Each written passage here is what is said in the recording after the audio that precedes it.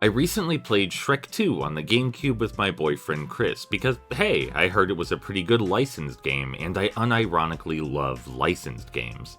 But in fact, it was dreadful. The game is exceptionally bad at just about everything it could be. Most notably, it adapts Shrek 2, the film, quite poorly. Everyone in this game is out of character in the worst way, doing things for insane non-reasons and often acting entirely against their established personality. Shrek will loudly proclaim his love of violence while body slamming enemies. Donkey goes the whole game without sassing anyone, and Fiona? Fiona gets it the worst. She will not shut up about how she'd rather be shopping, and she regularly threatens enemies with her husband's wrath. In the films, the protagonists are all regular folk who struggle against the oppressive expectations of society, but in this game, everyone displays nearly the polar opposite of their respective traits, and they're excessively aggressive. It's disturbing. But let's ignore all that. Let's pretend that, for some reason, Shrek 2 had to be a super violent, tone-deaf 3D platformer beat-em-up. They did the same thing with Shrek 3, after all. Well, Shrek 2's gameplay is also abysmal. The core mechanics are relatively simple. You got 4 characters per level, each with different attacks and abilities. You switch between them to combat enemies and solve puzzles. Sounds fine enough, but the combat is exclusively one note, and the puzzles almost never evolve beyond simple switch flipping.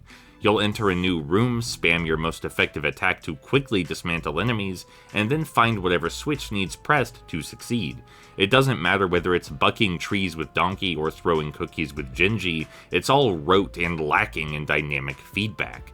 The game breaks down into a series of dull objectives without any depth or presentational value to mitigate the mediocrity.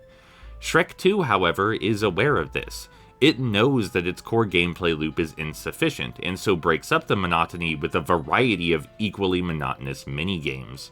These include such thrilling activities as body slamming over 100 rats, repeatedly punching people who are mindlessly assaulting Cinderella, dodging simplistic obstacles on a linear path, or throwing enemies one by one into a paddy wagon. There are a surprising wealth of these distractions, but almost none of them are engaging or nuanced. They're solved the moment you begin playing them, and they drag on far, far too long. In short, every aspect of the gameplay needed more depth. It's all mindless busywork. It may be varied mindless busywork, but that doesn't make it better. Any attempt to solve puzzles using actual thought might even get you soft-locked. I was genuinely stunned by how bland and uninspired this title is. Shrek as a franchise may be many things, but dull is not one of them. At least it was still fun to play with Chris in spite of that. Happy Valentine's Day, sweetie. Sorry the game turned out, like it did.